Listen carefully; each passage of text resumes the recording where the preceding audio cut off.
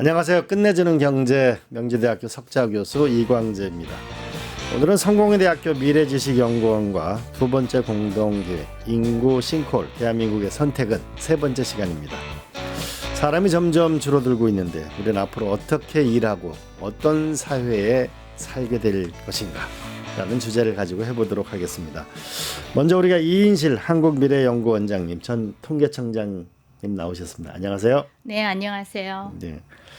그리고 기술로 미래를 만드는 분도 함께 하셨습니다. 우리 김병철 팀장님, 자율주행 로봇 스타트업 뉴빌리티의 로봇 개발을 총괄하고 계십니다. 안녕하세요. 네, 안녕하십니까. 네. 두 분 모시고 이 AI가 등장하고 과연 일자리는 어떻게 될 것인지, 인간은 무엇을 할 것인지 이런 거에 대해서 이야기를 나눠보도록 하겠습니다. 먼저 첫 번째로 이 노동력이 계속 감소되고 있는데 우리 사회가 이런 노동력이 감소되면 저출생이 계속되면 어떤 경제에 영향을 미치게 되나요? 그러니까 지금 아까 노동력 감소라고 말씀하셨는데 다들 인구 감소 많이 한다고 걱정들 많이 하시잖아요. 근데 이제 두 가지로 나눠 보셔야 될 것 같아요. 총 인구랑 생산 연령 인구. 옛날에 생산 가능 인구라 그랬는데 연령 인구로 바꿨는데요. 연령 인구로 바꿨는가요? 네, 그랬는데 그게 조금 차이가 나는 게 총 인구는 그렇게 많이 줄지 않아요. 네. 그런데 걱정이 되는 건 이제 생산 연령 인구 15에서 64의 인구가 빠르게 줄고 있는데 어느 정도 빠르냐면 한 2020년에서 30년 사이 한 10년 동안 1년에 한 30만 명씩 줄었어요. 그래서 한 10년 동안 2020년부터 30년 동안에 부산 인구 하나 이제 없어지는 수준이고 그다음 2035에서 45년 그 10년 동안은 더 빨라져서 40만. 이게 점점 이제 그래서 한 2060년 가면 생산 인구는 절반만 남는 거예요. 인구는 조금 주는데 생산 인구가 많이 주니까 아무래도 그 노령 인구가 많이 생겨서 이제 그들을 먹어 살려는데 힘이 들 거고 누군가는 일해서 생산을 해서 그래야지 물건을 생산해야지 경제가 돌아갈 텐데 일하는 사람은 줄고 나머지 이제 그거를 써야 되는 사람은 많고 그래서 그게 이제 걱정인 거죠. 지금 AI 효과 뭐 이펙트가 상관없이 그냥 생산 인구가 현재 줄어든다 이런 그렇습니다. 얘기네요. 빠르게 줄고 있습니다.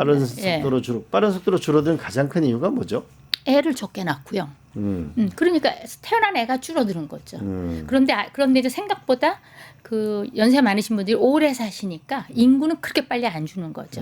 이제 어느 시점에 가면 이제 그분이 다 돌아가시고 나면 이제 많이 줄고 했지만 그게 아직은 갈 것 같아. 조금 더.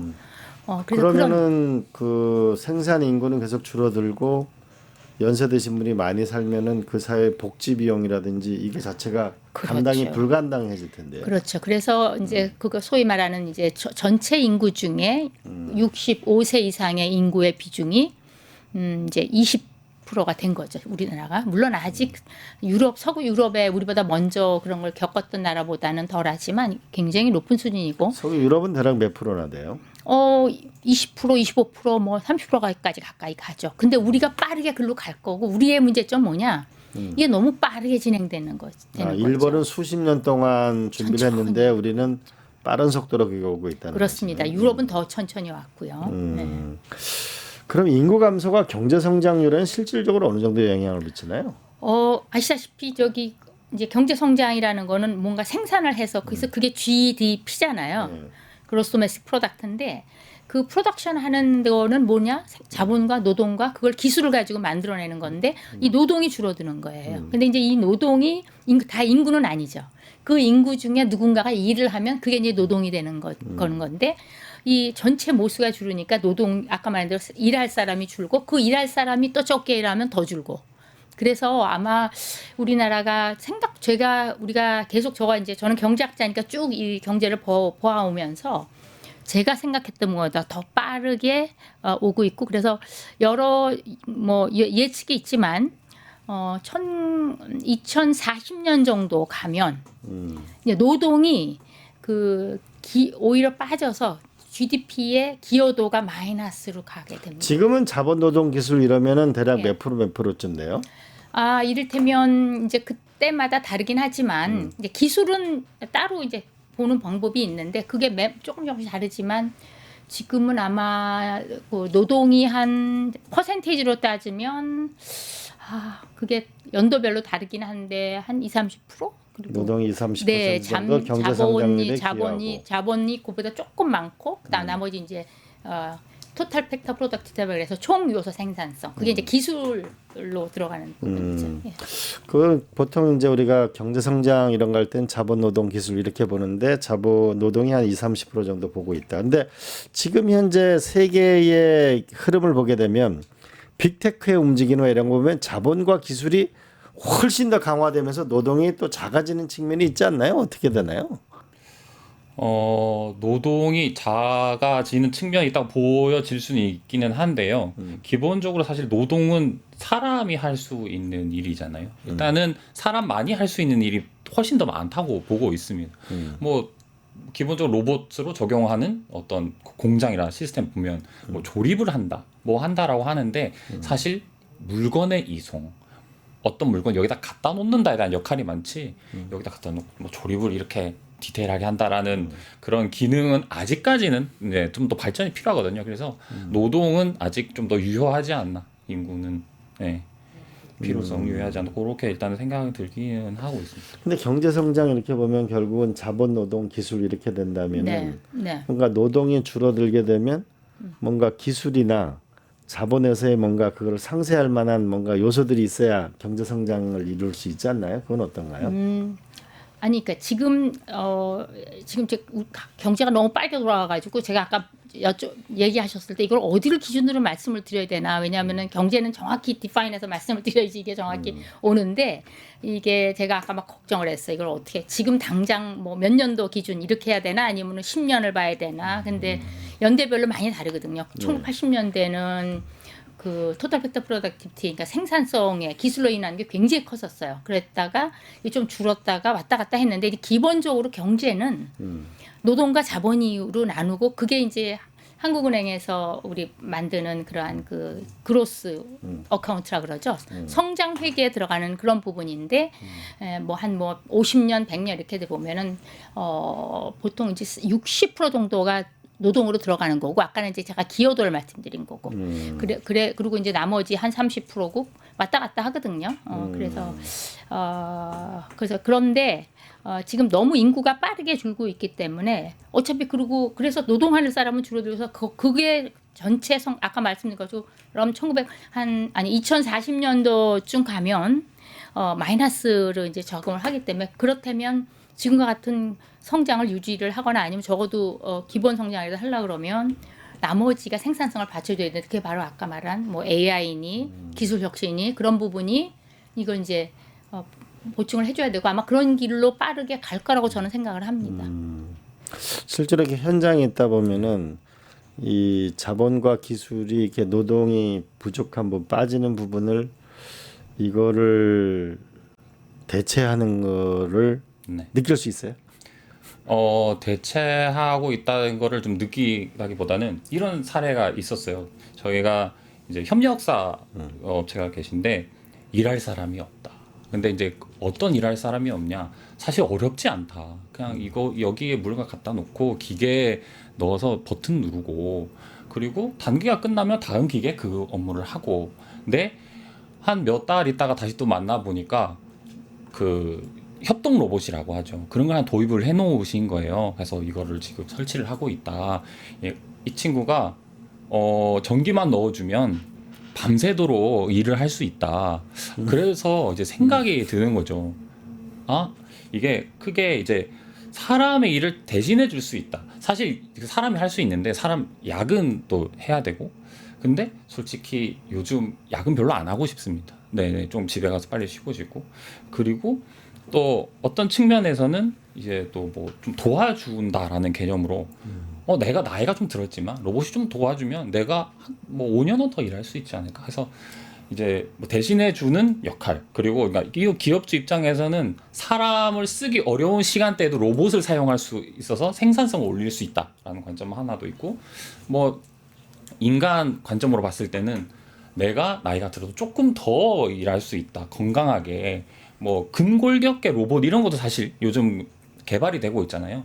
그러니까 덜 필요하게, 특히 뭐 근골격계는 뭐 무거운 거, 그리고 야간 작업, 그리고 반복적인 거는 그건 진짜 근골격이 취약하거든요. 그러니까 그런 거를 이제 로봇 기술로 도와주면서 더 이제 오래 일할 수 있게 만들어준 그런 걸로 조금 인구 감소를 좀 이렇게 천천히 느리게 좀 상쇄할 수 있지 않을까. 그렇게 보고 그럼 있습니다. 조금 더 좁혀 보면은 우리가 인간이 이제 점점 더 지식 노동이 늘어나잖아요. 그러면은 지금 이제 보통 68세 뭐 이렇게 얘기하는데 이게 수학적으로 계산해보면은 이제 서울대학교 의과대학 교수님하고 이게 75세까지는 일을 해야 지속 가능한 사회가 된다. 네, 맞습니다.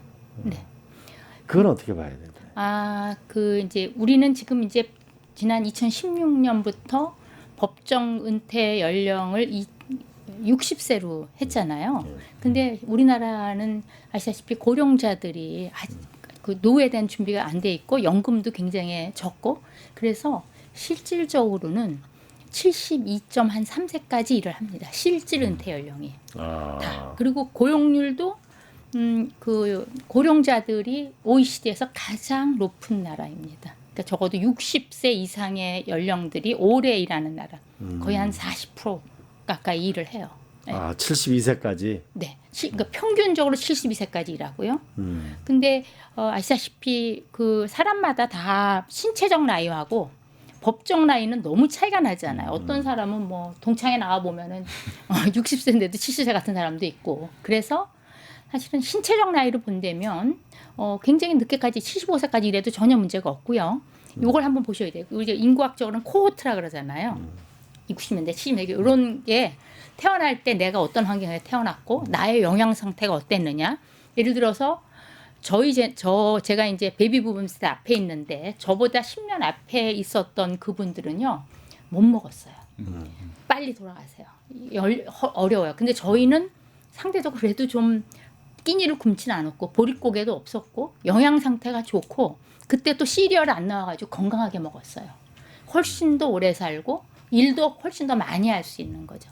그리고 개인별 그런 것도 다르고 그래서 코호트에 따라서 일하는 그런 환경이나 일할 수 있는 그런 신체적 능력 그런 게 다르고 또 뭐가 또 다르냐면 그 학력 정도가 많이 달라요. 그리고 일을 하려고 그러면 내가 그 일에 대한 스킬이 있어야 되잖아요. 그런 부분도 많이 달라요.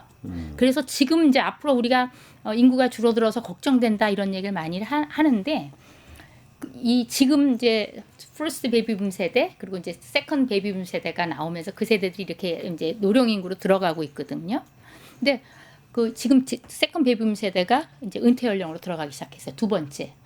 근데 여전히 첫 번째 베이비붐 세대가 아직도 은퇴는 안 했는데 이분들의 그 가지고 있는 자산이나 신체적 능력이나 아니면 학력, 그다음에 직업적 능력 이런 게 많이 높아져서 저는 아까 말한 것처럼 이제 생산 인구가 빠르게 줄어들었음에도 불구하고 조금은 좀 버틸 수 있겠다. 생각보다.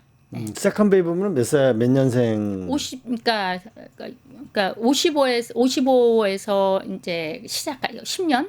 그다음에 그러니까 65죠. 65에서 75 세컨. 그렇게 따지면은 20 현재까지 년이죠. 40% 정도가 72세까지 일을 하고 있고 전체적으로 우리가 발육 상태나 뭐 이런 경제 여건 때문에 더 일을 할 수 있다고 치면은 정년이 연장돼야 되는 거 아니? 그러니까 그래서 그거를 이제 법적으로 정년을 연장한다. 그러면 이게 여러 가지로 이제 복잡한 문제가 발생을 하는데 저는 저의 개인적 생각은 정년 연장보다는 일할 수 있는 사람이 일할 수 있게 해주는 게 중요한데 이제 우리나라가 이제 이걸 법적으로 정년 연장을 들어가면 정년 연장을 할 수 있는 사람은 공기업이나 대기업이나 결국은 상당히 안정된 직장 외에는 그런 어려운 데나 거죠. 되죠. 그리고 심지어는 대기업도 말이 60세가 요즘에 이제 어느 정도 보장을 해주지만 바로 얼마 전까지만 해도 그냥 50세 넘어서 제가 월급값 못한다. 딱 금방 촉이 오잖아요. 쟤는 월급 내가 얼마 주고 있는데 이 정도면은 안 되겠다. 그러면 걔를 무슨 구실을 해서라도 50 자르는 거예요. 그게 바로 우리나라는 50 한 2, 3세인 거죠. 너무 일찍. 그래서 그 다음부터 70세까지 20년 동안을 내가 했던 그런 여러 그 휴먼 캐피탈을 그런 거를 하고 다른 거 나랑 상관없는 일. 정년을 하는 연장하라는 법으로 하는 것보다는 더 일을 할 수 있도록 사회적 시스템을 만드는 게 중요하다. 그래서 뭐 미국처럼 그냥 연령 차별을 하지 말아라. 그냥 알아서 해라라고 하는 게 사실은 제일 좋기는 한데 쉽지는 않죠. 그렇게 가기가. 알겠습니다. 그러면 이제 그 인구 줄어드는 부분에서 일을 더 할 수 있도록 만드는 거 하나 하고, 그다음 좀 전에 말씀하실 때 네. 로봇하고 함께 일을 하거나 네네. 또는 로봇이 인간의 일을 더 많이 하거나 이런 과정으로 결국 이걸 극복해야 될 텐데, 현재 우리나라하고 미국하고 네. 중국하고 이 세 나라를 비교하면은 네. 어떻게 현장에 보실 때 어때요? 아, 현장에서는 처음에 제가 이제 원래 로봇을 공부하기는 했지만 이제 몇 년 전에 테슬라 얘기입니다. 또 결국엔 테슬라인데, 테슬라가 로봇을 빵 하고 내놨어요. 근데 뭐 이렇게 어느 정도 이렇게 걸어 다닙니다. 아, 뭐 걸어 다니네. 열심히 막 하고 있는데 왜 로봇을 하고 있지? 그러다가 그 다음에는 그냥 사람이 나와가지고 막 춤을 춰요. 아, 이거 약간 뭐 거짓말이 좀 있나 했는데 지금은 옵티머스 뭐 나와서 네 엄청난 이제 그런 걸 보여주고 있고, 이게 전 세계적으로 휴머노이드가 그때부터 뭔가 이제 분위기가 싹 이제 좀 잡히기 시작을 했습니다. 그런데 그러다가 이제 중국에서는 사실 저희 이제 로봇을 하는 입장에서 하드웨어도 많이 이렇게 좀 저렴한 부품 이 정도로만 이렇게 보고 있었는데, 어느 날 갑자기 로봇팔 만들었어요. 로봇 강아지 만들었어요. 근데 요즘에는 그 휴머노이드가 그냥 막 나옵니다. 수많은 업체에서 휴머노이드 로봇이 그냥 막 나옵니다. 사실 뭐 언론이나 유튜브나 사실 많이 보이진 않는데, 아무래도 이제 벽이 있으니까, 네트워크적 벽이 있으니까. 근데 좀 찾아보면 엄청 많이 나옵니다. 근데 아직 이제 대한민국은 아직 좀 단계적으로 좀 개발을 많이 필요한 상황이 아닌가. 실제적으로 이제 그 휴머노이드를 하는 이제 국내 회사는 많이 보이기는 합니다. 요즘에 많이 보이지만 퍼포먼스적으로나 세계적으로 봤을 때는 아직 한국이랑 중국 사이에서 우리는 아직 환경적이거나 미국과 중국 사이에서 미국과 중국 사이에서는 노력을 많이 해야 된다. 네, 그렇게 관점으로 저희 보고 있어요. 네, 엄청 쫓아오고 있고 엄청 앞에 가 있고, 네, 그런 상황입니다. 중국에 제가 보니까 이게 로봇, 그러니까 일하는 로봇을 약 3천만 대를 만들 거다. 농사짓는 로봇도 만들고 공장에서 일하는 로봇도 만들고. 그러면 고용이 줄어들 거 아니야. 그럼 그 어차피 중국도 이제는 소득이 올라가면 그 어려운 공장에서 일 안 한다. 그거는 인도네시아, 인도 이런 쪽으로 뺀다. 여기는 부가가치 미래를 만드는 쪽으로는 결국 로봇을 동원해서 생산성을 높이겠다. 이런 전략을 쓰는데 앞으로 그런 쪽으로 세상에 가지 않을까요? 당연히 가겠죠. 그리고 저는 생각보다 빨리 갈 거다라는 생각이, 그냥 인구 감소가 생각보다 충격적으로 오는 만큼 이런 부분에 대한 변화도 빠르게 일어날 거고, 저는 지금 이제 로봇 뭐 이런 말씀을 하시면 이게 이제 주로 제조업이나 1차 산업 이런 얘기를 하시는 거잖아요. 근데 이제 서비스업에서도 그런 일이 많이 일어나고 있고, 특히나 AI를 활용해서 최근에 그 지적 서비스업의 변화는 대단한 것 같아요. 이를테면 뭐 회계, 뭐 변호사 이런 분들은 거의 제가 듣기로 그 요즘 그 큰 회계법인이나 뭐 그 법률 회사에서 그러니까 젊은 애들을 안 뽑는 거죠. 그러니까 그 옛날에 그 젊은 애들이 한 5년 차까지 했던 일을 거의 다 해주고 있는 거잖아요. 그래서 그 속도를 옆에서 지켜보면서 생각보다 빨리 가겠네. 그런 생각을 많이 합니다. 맞습니다. 실제적으로 굉장히 빠르고, 이게 또 그 빠르게 된 어떤 배경 중 하나가 또 AI인 것 같습니다. 제가 이제 학생 때 공부했을 때는 모터 하나 회전시키려고 이제 하드웨어를 연구하고 제어를 연구하고 했는데, 요즘에는 그냥 그게 쉽게 되어 있어요. 그러니까 모르는 사람이라도 AI를 활용을 해서 나 이거 하고 싶어 좀 알려주면 결과가 잘 정리되어서 나옵니다. 그럼 쉽게 시도할 수 있고, 쉽게 시도할 수 있다는 거는 결과물이 빨리 나온다는 거거든요. 그래서 굉장히 빠르게 진행이 되고 있어요. 그럼 이런 문제가 있잖아요. 그러니까 AI하고 로봇하고 이제 같이 일을 하면 생산성은 높아지잖아요. 네. 근데 어디서가 일자리가 줄어드니까 오히려 21세에서 25세가 줄어들고, 오히려 40대, 50대는 기본 이 업무나 전 프로세스를 많이 알기 때문에 AI랑 같이 일을 하면은 일자리가 안 줄어든다는 거예요. 그런 생각도 있죠. 예, 그런 주장도 있는데 그러면은 그 우리가 AI 로봇과 함께 일하는 게 그 생산성을 높인다는 측면에서는 플러스적인 측면이 있고 그러나 또 한편으로는 그 일자리가 줄어들면 소득을 어디 얻을 수 있는 데가 없는 측면이 있고 이런 건 어떻게 극복해야 되죠? 그러니까 소득 차원에서의 문제도 있고요. 그 전에 하나 짚고 넘어가고 싶은 거는 지금 말한 대로 20대 친구들이 들어가서 거기서 이제 배우면서 경험을 쌓아서 아까 말한 3, 40대가 할 수 있는 일로 넘어가고 그래야 되는데 지금 그 일자리가 지금 빠르게 줄어들어서 요즘 저 청년들 그렇지 않아도 일자리가 없는데 더 AI 때문에 더 없어진다는 생각을 좀 많이 하고 있고요. 그러면 누군가가 그 자리에 가기 전까지는 하여간 연습을 해줘야 될까 해야 하는데 그 기회를 뺏어가 버리는 거죠. 그러니까 그렇게 되면 어떻게 되냐면 그 나이 때 그거를 못해서 5년 10년 잡을 못 갖고 있다 보면 이쪽으로 갈 수가 없게 돼요. 그러면 어떻게 보면은 뭐 법률 낭이 돼버리는 거죠. 그러니까 오히려 그 우리가 처음 했던 거는 AI라는 게 나오면 새로운 게 나오면 젊은 사람들이 새로운 일자리가 생길 줄 알았는데 오히려 초급반, 그러니까 뭐 코딩이든 초급 이게 네네. 오히려 없어지게 그렇습니다. 되고 네. 오히려 베테랑 같은 경우에는 AI를 쓰면 훨씬 더 네. 일을 잘하게 되는. 네. 그럼 뭔가 이 초급이라기보다는 젊었을 때의 AI 로봇과 일하는 부분에서의 기회를 더 많이 줘야 그래야 결국 선순환 구조가 되는 측면이 있는 그런 측면이 있네. 저도 그 얘기를 듣고 그러니까 얘기 들은 적이 있었는데 그것도 맞습니다. 그 어느 정도 베테랑이신 분들이 AI를 쓰니까 더 잘 쓰는 거죠. 조금만 해서 어제 솔직히 그냥 얘기 질문하는 능력이니까. 네 질문을 더 그렇죠. 잘합니다. 네. 그렇죠. 근데 또 요런 것도 좀 생겼어요. 그 이제 어떤 업체에서는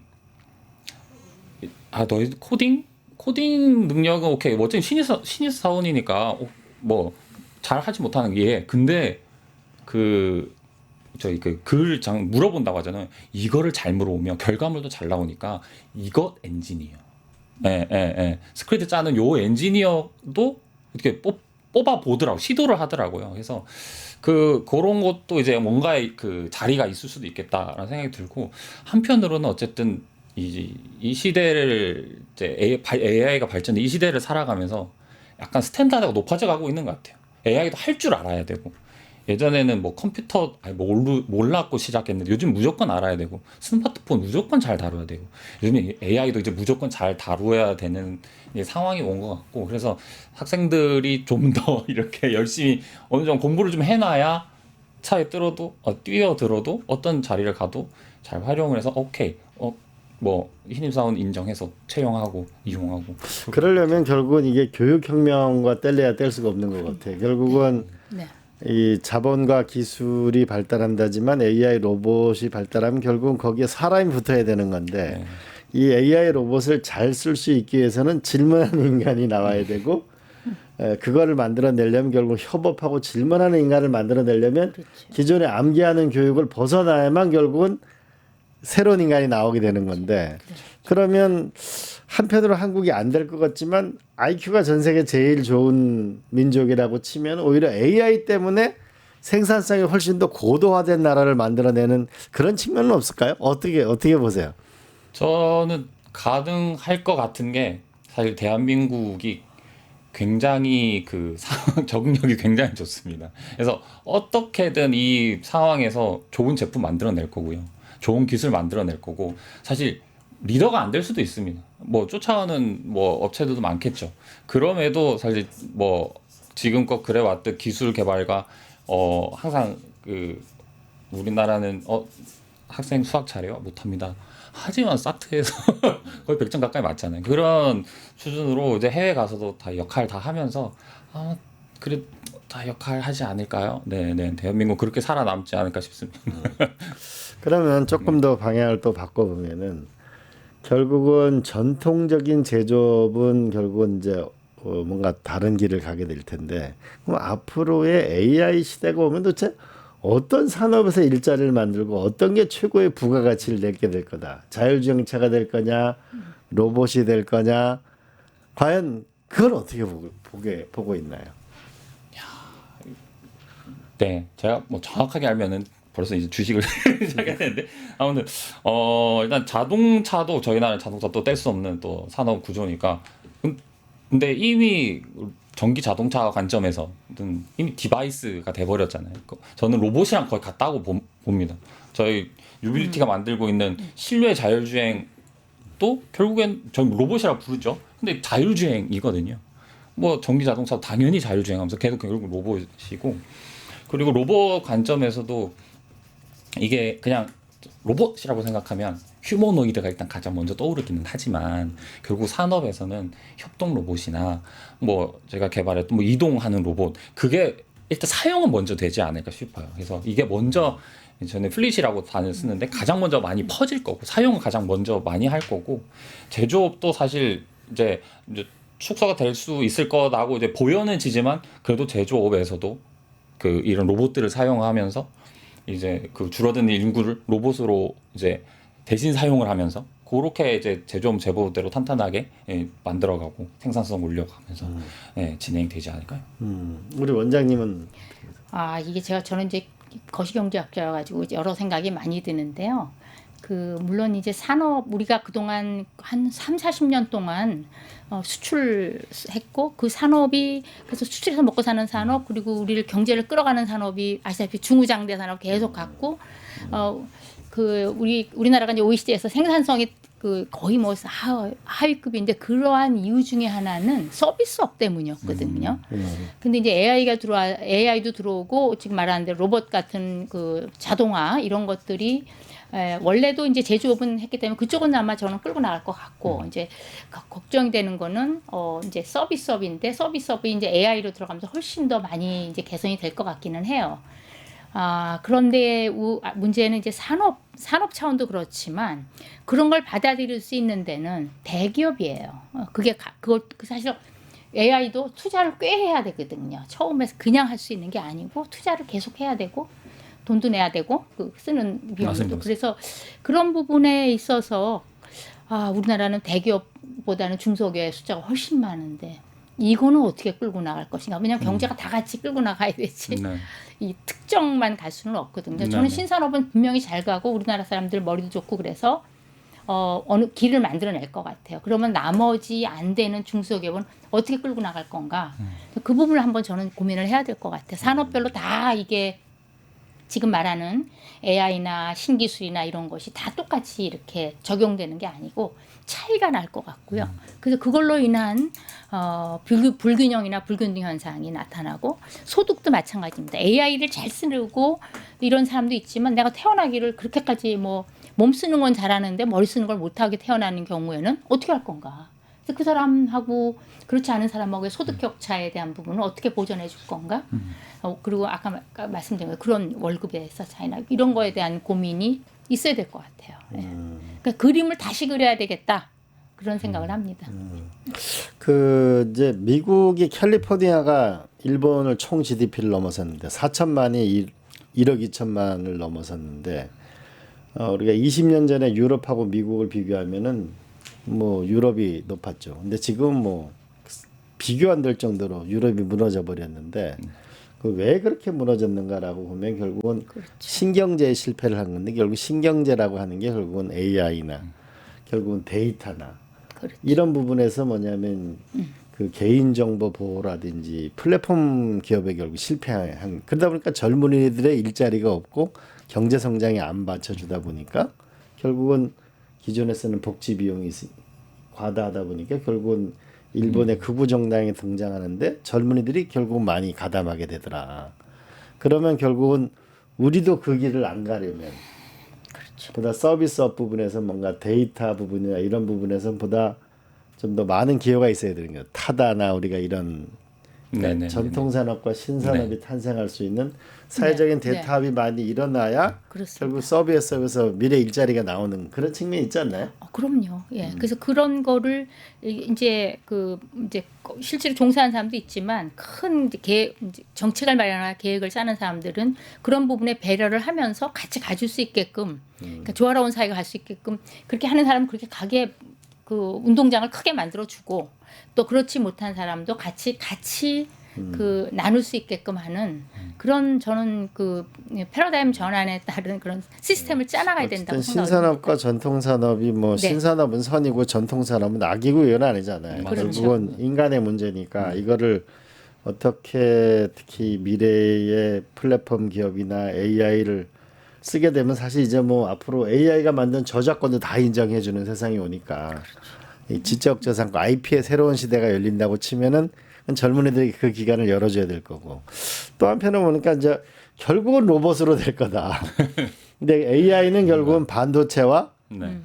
네. 그 반도체가 결국 핵심이 될 거고 전기하고 히토류가 핵심이 될 거고 네. 근데 결국 이게 로봇으로 움직이게 될 텐데 그렇죠. 로봇이 네, 로봇이라고 껍질을 있겠죠. 네. 그렇게 보면은 현재 미국의 로봇의 부품의 80%가 중국 제품이다.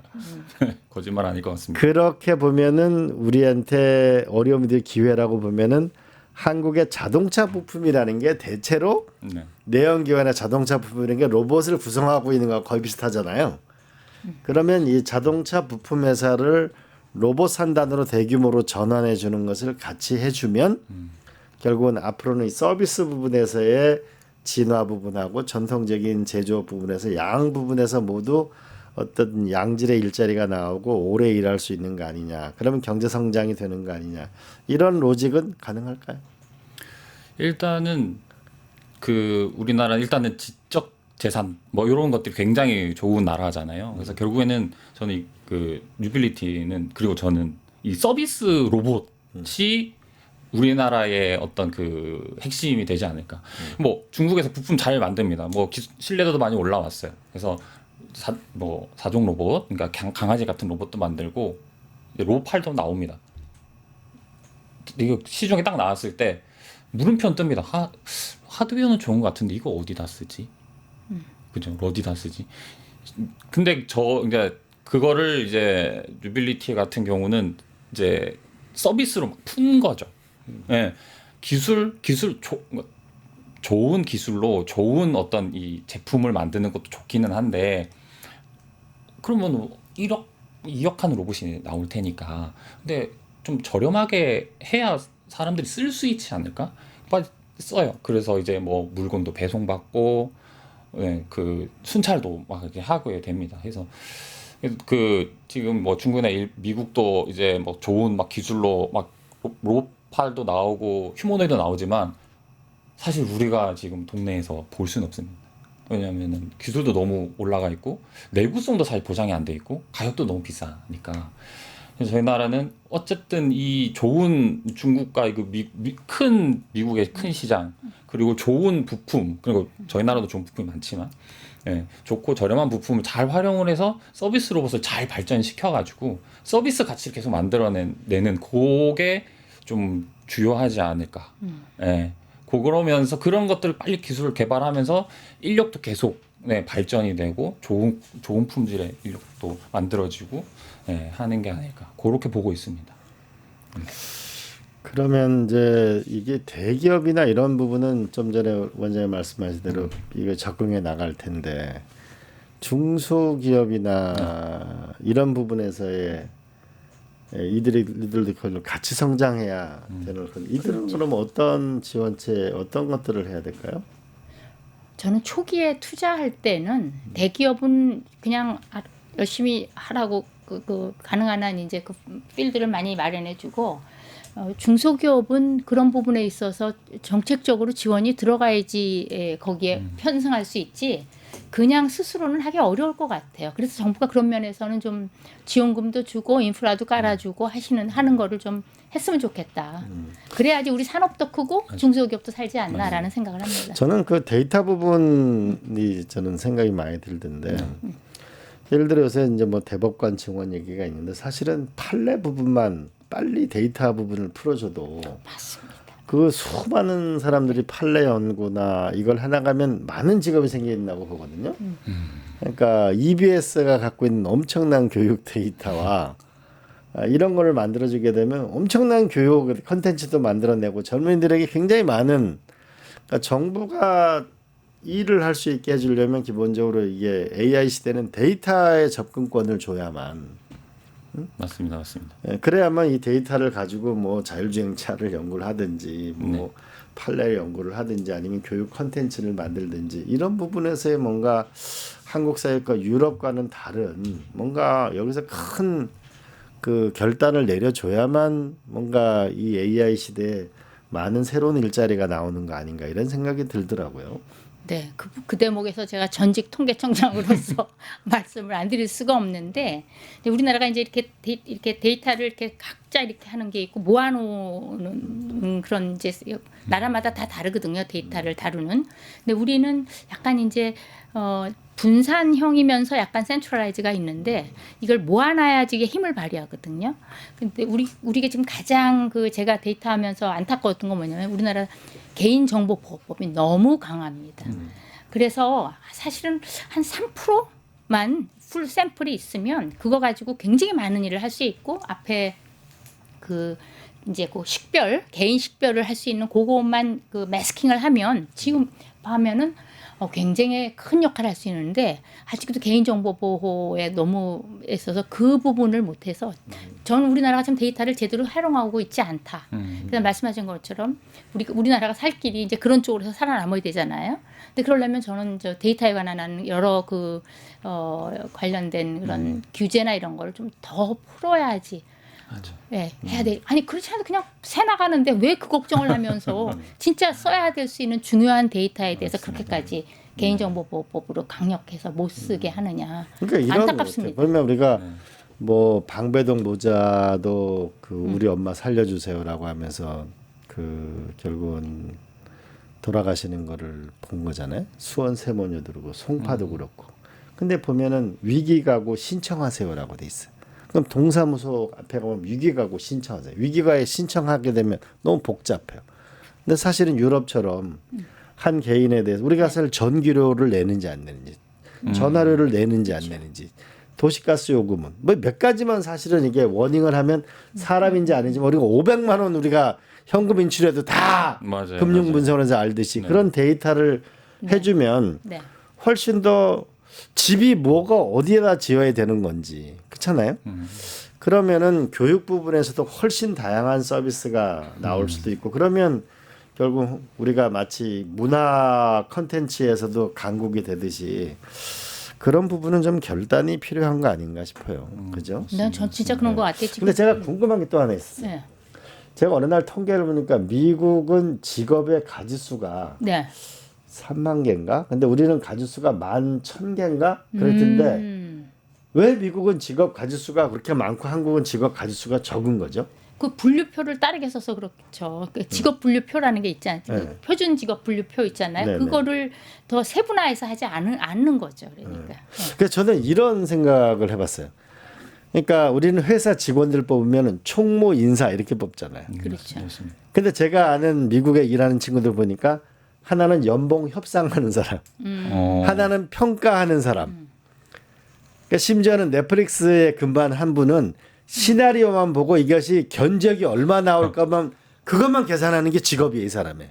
그러니까 우리가 이 사람의 직업의 능력에 대해서 이렇게 정확하게 디파인하는 능력이 우리 사회에 굉장히 떨어져 있다. 그러다 보니까 일을 젊은이들이 보기에는 너무 주먹구구로 시키는 거예요. 그리고 전문화되지 않는 거죠. 아, 그렇죠.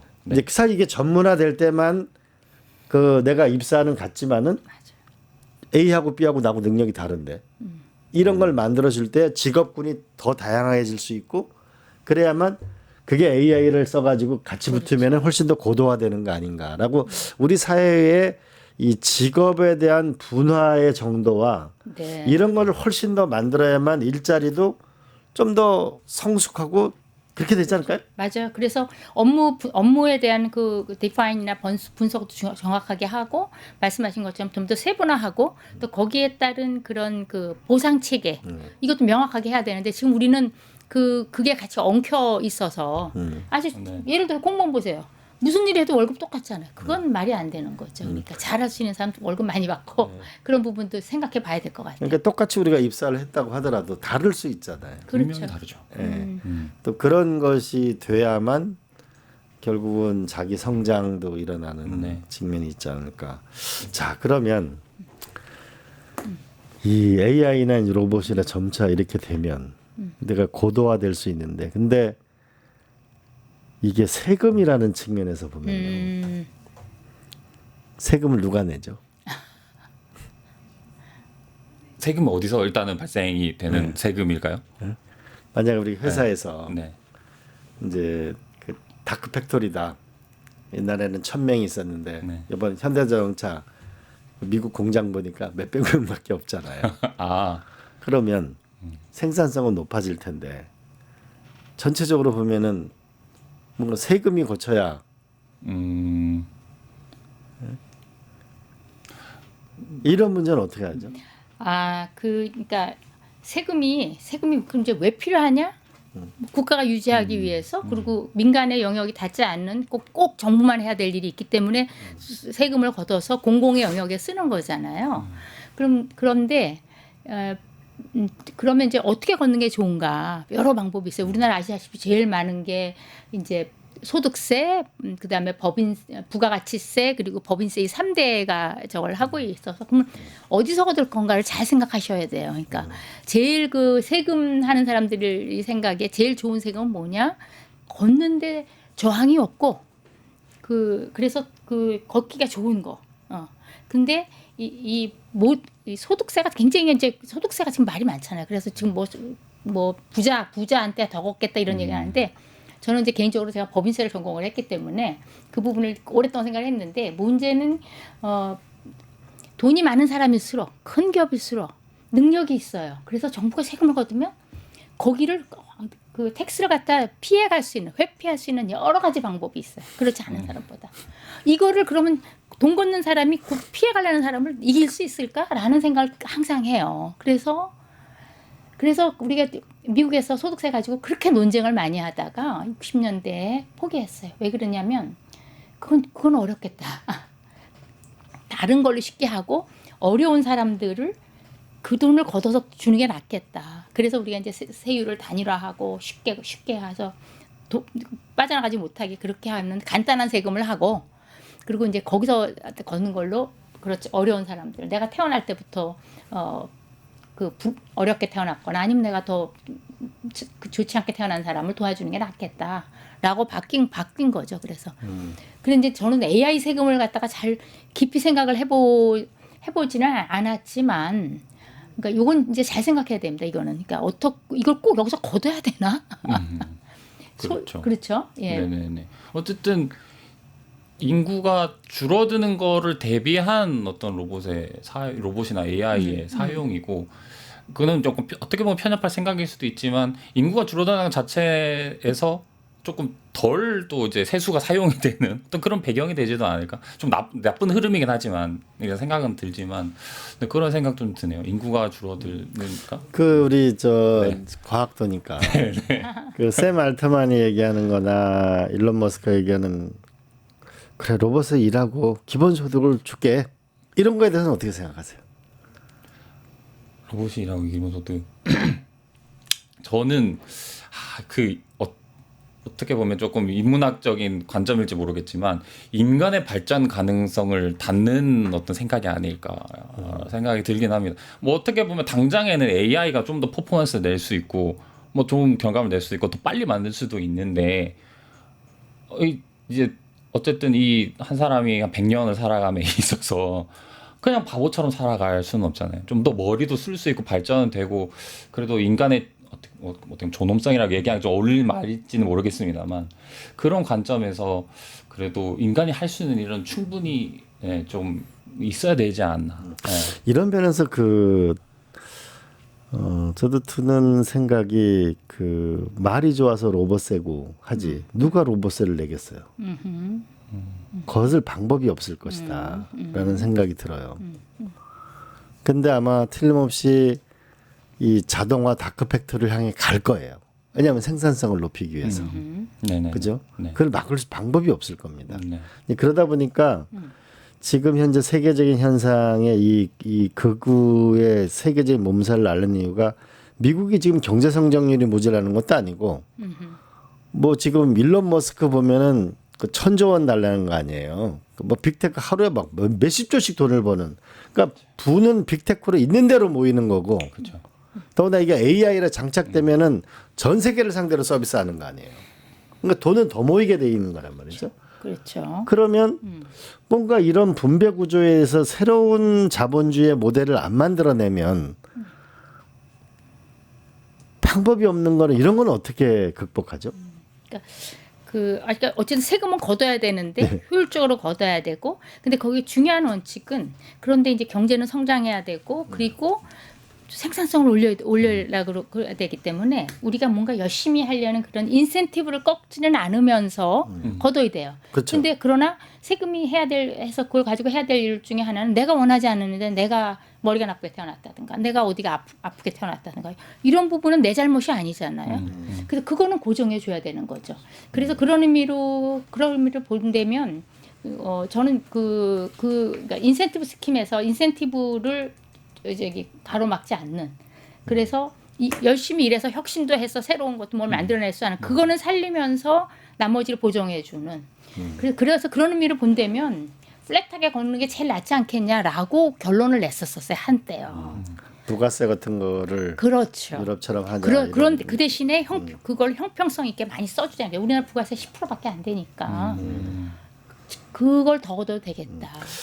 라는 생각도 합니다. 또 희망적인 관측도 있어요. 그러니까 얼마 전에 그 젠슨 황 말이 다 맞는 건 아니지만 AI 시대 유망한 직업으로는 전기 기술자, 배관공, 목수, 블루칼라 직종이 오히려 상당할 것이다. 또 이런 전망도 했어요. 이런 건 어떻게 보세요? 그게 일단은 로봇이 당장에 대체할 수 없는 영역이라고 생각을 하신 것 같아요. 한 것 같아요. 예, 어쨌든 목수 어떻게 보면 이제 단순이라고도 할 수 있지만 어떤 시점에선 예술의 영역일 수도 있습니다. 퀄리티에 따라서. 근데 뭐 어떤 불특정 위치에 나무를 갖다 놔야 되고 고정을 해야 되고 이제 스트럭처를 올려야 되는 거니까 그는 로봇이 당장에 이제 직접 수행할 수는 없을 것 같아요. 설계는 컴퓨터 안에서는 하더라도 그런 영역일 것 같고, 네.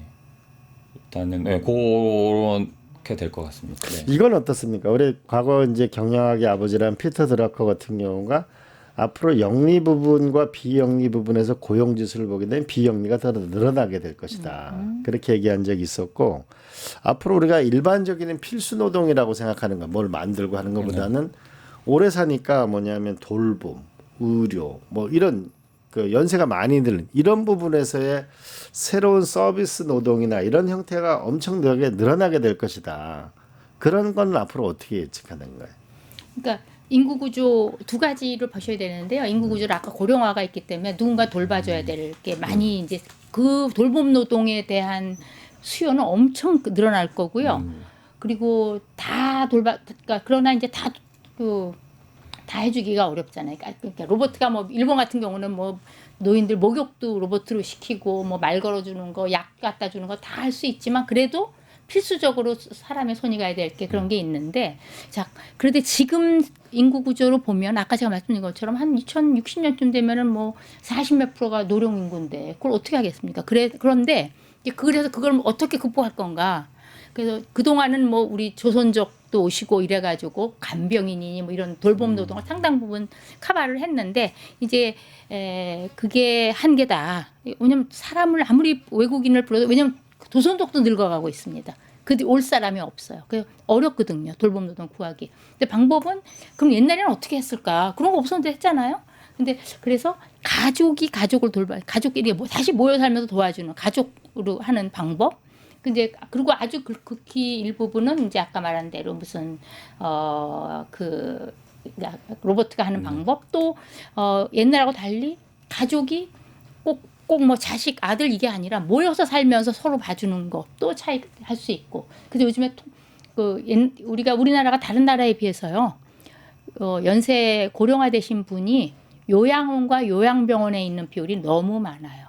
그게 가족이 돌보다가 조금만 하면 다 그냥 그걸로 보내드리는 거예요. 서로 편하려고.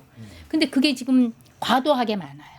그래서 그런 거는 그런 걸 이제 막으려고 그러면 이제 모여서 사는 거 있잖아요. 이런 쪽. 그래서 가족에 대한 데피니션. 근데 지금 모여 살면은 굉장히 불편하게 돼 있거든요. 왜냐면 내가 누가 벼랑 나랑 같이 사람이 아파서 수술해야 되는데 동의를 해야 되는데 그러면은 사인을 못 하게 돼서 왜냐면 가족이 아니기 때문에. 그래서 그런 제도도 좀 바꿔주고 그 가족의 삶의 형태도 좀 바꾸고 이거를 저는 다 복합적으로 해야지 한 가지 방법으로 해결할 수는 없을 것 같다는 생각을 합니다. 근데 가족이라는 제도는 네.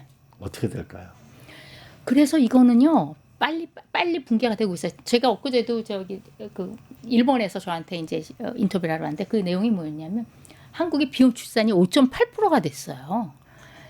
근데 일본이 우리보다 전 세계적으로 비혼 출산에 대해서 가장 적은 나라가 일본이고 그다음 우리거든요. 이를테면 콜롬비아니 뭐 이런 남미는 70%가 넘어요.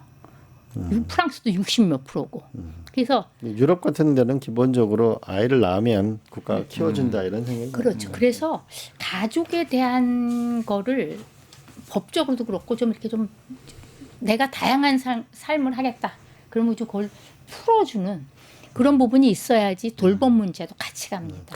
가족이라는 일종의 인간의 체온이 느껴지는 어떤 그런 생활 방식도 중요해 보이고 또 하나는 이제 로봇이 하나씩 우리 스타워즈 보면은 깡통 로봇이 하나 네. 있듯이 잘 이제 나랑 얘기도 해주고 네. 놀아도 주고 과외도 시켜주고 하는 그런 로봇을 하나씩 같이 다니는 일이 생기겠네요, 그죠? 충분히 가능할 것 같아요. 그러니까 저도 이제 그거 관점에서 생각을 해본 적이 있거든요. 로봇이 이 차가운 쇳덩어리가 그냥 소리만 나는 이 쇳덩어리가 어떻게 보면 이제 마음의 영역이잖아요. 그러니까 따뜻함을 줄 수 있을까 했는데 사실 한계는 분명히 있을 것 같아요. 결국 사람이 와서 손 한번 잡아주는 것만 하겠어요. 그런데 진짜 외로우신 분들도 있을 거고 진짜 이제 정말 코너에 계신 분들도 계실 거고 그런 때는 진짜 그냥 컴퓨터가 하는 말이라도 요즘 AI가 많이 발전을 했기 때문에 AI에 또 특유의 그 말투들이 있어요. 굉장히 사람 같은 말투가 있어요. 이번에 챗GPT에 상담하는 사람 많이 늘어났어요. 네네네. 그러니까 그 AI의 한마디가 사실 얼음장을 그래도 5도 그래도 냉장고에 넣을 정도는 만들어줄 수 있지 않을까 싶어요. 그럼 이런 건 어떻게 될까요? 만약에 이런 그 테슬라도 요새 자동차를 사면은 지금 자동차를 사면은 800만 원을 하게 되면 소프트웨어를 계속 업그레이드 해줍니다. 로봇도 업그레이드를 받을 거 아닙니까? 그렇죠. 네. 그러니까 사람도 로봇도 업그레이드를 받을 거고 심지어는 뭐 이렇게 이 근육을 보강해주는 로봇 이런 걸 하게 되면 부자는 더 오래 살고 건강하게 살고 부자는 더 좋은 로봇과 더 살게 이런 빈부격차가 마치 영화에 나오게 되면은 부자는 훨씬 더 오래 살고 시간도 훨씬 더 많이 가지게 되는 이런 측면이 발생할 수도 네, 있나요? 그런 거를 주장하시는 학자들 논문도 있고요. 실제로 그런 이야기들이 많이 있습니다. 그걸 어떻게 극복하죠? 전 딱 생각이 든 게 결국에는 이 실체도 사실 중요합니다. 사실 뭐 그 로봇을 아무리 이제 저렴하게 만들어도 한계가 있을 수 있잖아요. 근데 결과적으로는 AI가 만들어내는 몇 마디, 그러니까 거기는 어떻게 보면 소프트웨어 영역이죠. 그래도 요즘에 우리는 조그마한 스마트폰 하나는 들고 있으니까 그 친구랑만 얘기를 해도 그래도 좀 도움이 되지 않을까. 거기서 조금 더 이제 발전하면 이 스마트폰을 거치할 수 있는 로봇이라든지 좀 더 욕심을 내면 더 큰 로봇, 조금 더 욕심 내면 팔도 달린 로봇, 뭔가 도와줄 수 있는 로봇 그렇게 좀 단계적으로 좀 나눠지겠죠. 그렇게 될 것 같습니다. 그렇겠죠. 아마 로봇이 일어나게 되면 우리가 바다 그러니까 제가 이제 그 과거 자동차가 들어서는 마부가 다 굶어 죽을 거다라고 했는데 결국은 자동차 산업이 네. 많은 게 만들었듯이 또 로봇이 등장하게 되면은 전 세계 김을 먹는 민족은 일본하고 우리하고 이렇게 밖에 지금 전 세계에 퍼지잖아요. 아마 로봇 수중 로봇이 생기겠죠. 들어가 채취하고. 근데 사실 이미 있을 수도 있습니다. 그러니까 아마 새로운 인간의 수많은 새로운 영역이 개척되면서 또 새로운 이 사회를 구성해 나가지 않을까요? 네, 많이 빨리 변화되고 있기 때문에 뭐 이내 생길 것 같습니다. 자 이제 그럼 끝을 향해 가는데요. 저출생 고령화를 굳이 이게 뭐냐면은 그 출생을 높이려고 노력을 해야 되지만 또 한편으로는 또 새로운 사회가 기다리고 있는 측면도 그렇죠. 있다라고 네. 보면은 야 이것만은 그 제도를 만들어야만 더 나은 사회로 나아갈 수 있다. 이렇게 한번 제안을 한다면 어떤 게 있을까요, 우리 원장님? 어떤 면에서 더 예를 들면 네. 그 저출생을 있지만 이걸 현실로 받아들이고 이런 노력을 하게 되면 더 좋은 사회를 만들어낼 수 있다. 저는 이제 맨날 저기 인터뷰 올 때 제일 어려운 질문이 그거더라고요. 한 가지만 말하면은 뭐가 있지 않냐? 뭘 하면 될 것 같아? 일종의 그 마법의 지팡이 같은 거 없을까? 없습니다. 그런 거는. 근데 지금 강조하고 싶은 거는요. 굉장히 중요한 변곡점에 패러다임 변화가 있는 큰 여러 가지로 기후 문제도 그렇고 그 인구 구조 문제도 그렇고 또 기술의 변화도 그렇고 그래서 저는 그거를 다 같이 인지하고 특히 한국처럼 이렇게 그런 중간 규모의 이런 나라잖아요. 강대국에 껴있고 이런 나라는 국민들이 한 번쯤은 합심하고 또 사회적 합의도 이루고 이러면서 바꾸는 거에 대한 거를 좀 한번 다 같이 생각했으면 좋겠다. 자, 우리는 어떤 미래를 해서 나아갈까라는 거에 대한 꼭 한번 사회적 합의나 국민 대토론을 꼭 한번 했으면 좋겠어요. 그리고 한번 가보자 같이. 그런 걸 했으면 좋겠다라고 저는 생각을 합니다. 네. 저희 근무기도 했던 나라이지 않습니까? 그러니까요. 네. 네네네. 일단 뭐 저는 이제 약간 기술 관점, 로봇을 개발하고 생산하고 운영하는 관점에서는 일단은 지금까지 있었던 뭐 수많은 규제적 허들이나 제도적 장치들 그런 건데 일단은 대한민국은 조금 조심스러운 사회. 예, 그 이제 어떻게 하면 눈을 불을 켜고 내가 불편한 거 없나 이런 관점도 있는 것 같아요 요즘에. 그래서 로봇이 길에 돌아다니면 길에 돌아다니네, 뭐 살짝 스쳤네 그럴 수 있는데 이거 허가 받고 돌아다니는 거예요. 그런 환경이 딱 있잖아요. 그래서 또 나라는 국민이 이렇게 얘기를 하셨으니까 우리 빨리 막 제도 규제해야 돼. 그래서 로봇 뭐 실행되기 전에 일단은 뭔가 제도적으로 막 짜놓고 이제 뭔가 이제 가두리를 막 해놓고 이렇게 가게 만들어야 돼. 그래야 벗어나지 않고 국민들이 안전해. 이런 관점이 좀 많은 것 같아요. 대한민국은. 예, 뭐 이제 뭐 다른 나라 같은 경우는 어떤 경우에 일단은 뭐 해봐. 예, 근데 이제 일장일단이 있죠. 뭐 사고가 날 수도 있고 조금 불리한 상황이 생길 수도 있습니다. 그럼에도 어느 정도 이제 풀어주는 상황이 생기면서 그러면은 거기에 달려들어서 여기 하면 뭐가 있겠다 싶어서 이제 중소기업도 대기업도 막 이제 시도를 한다는 말이죠. 아까도 이제 대기업 또 얘기가 잠깐 나왔지만 대기업에서도 사실 이런 로봇들이나 이런 것들을 이제 어떤 쉽게 시도를 사실 하기 어려운 게 그 만들어낼 수 있는 기술 자체는 있는데 사실 모든 기술이 모든 상황을 커버하지는 않잖아요. 코너캣가 분명히 존재하고 실수도 분명히 하고요. 로봇이 아무리 발전해도 실수합니다. 그럼 그런 상황이었을 때 예를 들어서 뭐 이제 삼성, LG 이렇게 이름 달고 사고가 났어요. 하겠죠. 근데 이제 중소기업은 아무래도 거기에 대해서는 조금 덜 부담스럽습니다. 그래서 뭔가 조금씩 제도적인 어떤 허들이 좀 낮고 하면 조금 더 뾰족하게 대기업처럼 막 볼드 무브는 못하더라도 크게 갑자기 기술이 확 발전하지 못하더라도 이 분야에서는 뾰족하게 기술 발전하고 중소기업 작전 다 작은 회사 많습니다. 그래서 뾰족한 기술들 모아가지고 또 같이 또 기술을 개발할 수도 있고 그런 좀 사회적 환경이 좀 갖춰져야 되지 않을까. 말씀을 듣다 보니까 결국은 사회적인 대타협이 필요한 것 같아요. 우리는 이 산업화 이후에 분명한 거는 AI와 로봇의 시대가 오는 건 틀림없고 그 저출생 시대를 맞이하는 것도 틀림없고 그러면 거기 어떻게 생존할 것인가라는 사회적인 대타협이 필요하고 대타협이 필요하려면 뭔가 데이터 기반의 그렇죠. 논쟁이 있어야 되고 데이터 기반의 의사결정이 있어야 되고 맞습니다. 그리고 또 한편으로는 좀 새로운 과감한 실험을 해나가려면 결국 많은 서비스가 AI 시대에 일어나려면 결국은 데이터 문제, 개인정보 보호 문제라는 부분에서 그걸 넘어가야 새로운 수많은 서비스가 나올 수 있고 또 하나는 전통 산업과 미래 산업이 만들려면 또 역시 대타협이 일어나야 그죠? 자동차 부품 산업이 로봇 산업으로 넘어가려면 또한 타협이 존재해야 되고 그런 면에서 경사노위라고 하는 지금은 노동조합 조직률이 11%밖에 안 되니까 사실은 자영업자도 많고 그다음 플랫폼 노동자도 많고 비정규직도 많고 오히려 우리가 보호해야 될 거는 비정규직이나 그렇죠. 이 중소기업이나 플랫폼 노동자들의 목소리도 대변할 수 있도록 그런 새로운 사회적 합의 기구를 만들어서 한번 전진하는 대한민국이 있어야 되겠다. 그런 측면이 필요해 보이네요. 그죠? 맞습니다. 네. 네, 오늘은 그 저출생 고령화 과연 기술과 저출생 시대의 기술 앞으로 어떻게 우리가 인간이 공존하고 극복할 것인가라는 주제로 나눠봤습니다. 우리 이인실 원장님 감사합니다. 네, 고맙습니다. 우리 김병철 팀장님도 감사합니다. 감사합니다. 여러분 오늘은 우리가 저출생 시대의 담론을 연구해 봤는데요.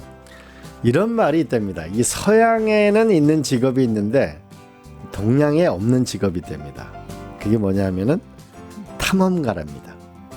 서양에는 탐험가라는 직업이 있답니다. 우리가 영화를 보게 되면 탐험가들이 북극을 탐험한다는 계획을 얘기하면 귀족들이 모여서 막 투자를 하는 그런 영화를 본 적이 있습니다. 그러나 우리 한국 사회는 이런 얘기가 있죠. 제일 나쁜 죽음이 객사입니다. 집을 나가서 죽는 거.